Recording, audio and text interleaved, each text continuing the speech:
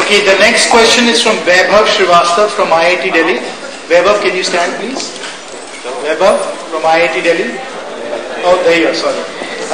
In the view of recent economic collapse in the US and the US government nationalizing their banks, will your model of India shining still be based on disinvestment as it was during the last tenure of your government? देखिए, किसी की नकल भी करनी चाहिए. वैसे तो नकल करने के लिए भी अकल चाहिए होती है, लेकिन नकल तो करनी नहीं चाहिए. और हम शुरू से कहते हैं कि ग्लोबलाइजेशन जो है उससे डरना नहीं, लेकिन ग्लोबलाइजेशन के बारे में सावधानी बरतनी चाहिए. Cautiously, in a calibrated manner. Otherwise, if you link up the Indian economy with the American economy in the manner in which many people are inclined to do, तो उसके consequences bear करने वाले. सावधानी बरतनी चाहिए. But this is an issue on which a lot of thinking has to be done. We are at a phase of Indian politics where sometimes it seems to me, at least during the last 4-5 months, that our adversaries, the UPA, those in government, are working overtime to ensure that we do come to power. I have a question here from Nupur Sharma ji, Faculty of Law. She's also, as you know, the DUSU president. If you can please stand. Her question, a very interesting question, is voting obviously is one wing, but how else do you think the youth can contribute towards making India a more developed country effectively? I would like to know some pointers, steps that the youth may take to help the country at the macro level. Very many times I get letters from young people commenting on certain developments. I often feel कि वो मेरे पास आने की बजाय किसी अखबार में जाता, किसी पत्रिका में जाता, छपता तो कितना अच्छा होता, बहुत अच्छा होता.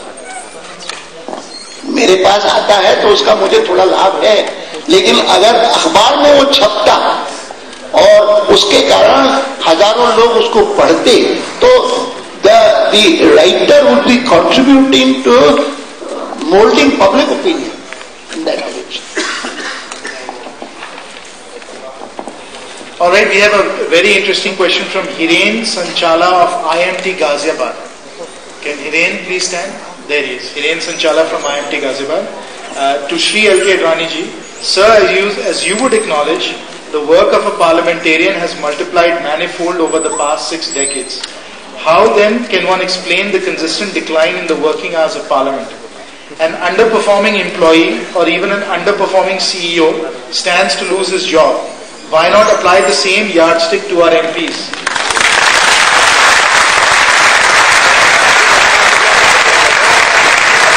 पार्लियामेंट्री पार्लेंस में इसका जवाब नहीं दिया जाता है, कहा जाता है this is a suggestion for action.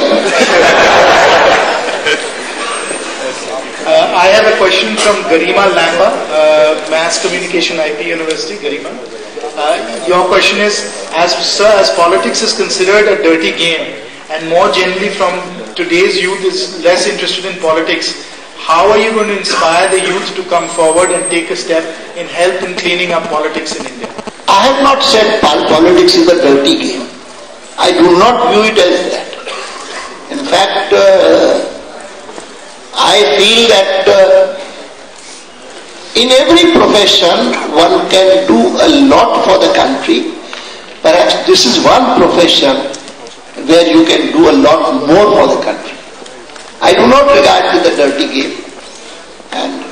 But I do insist that बाकी occupations हैं, बाकी professions हैं, और जिनमें professional integrity expected है.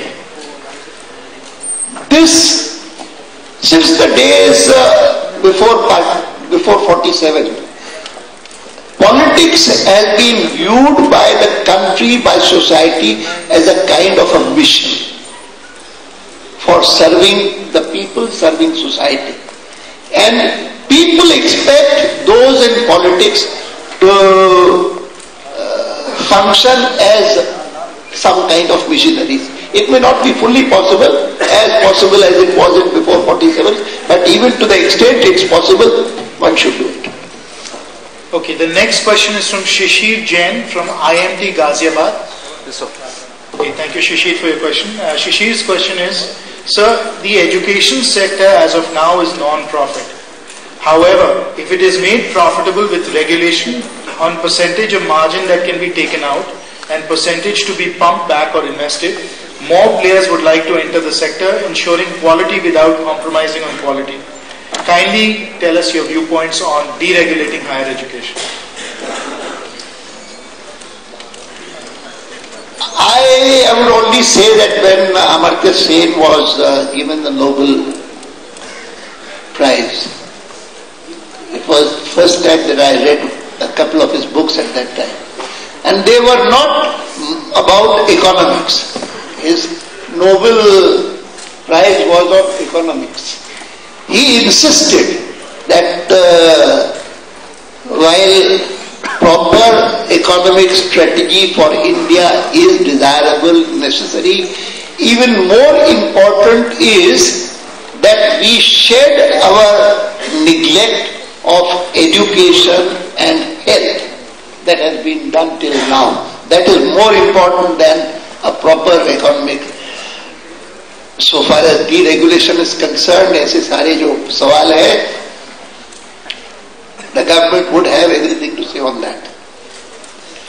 Baki, education being made available to everyone and access to education, quality education, and finances necessary for enabling everyone to avail of it. ये जरूर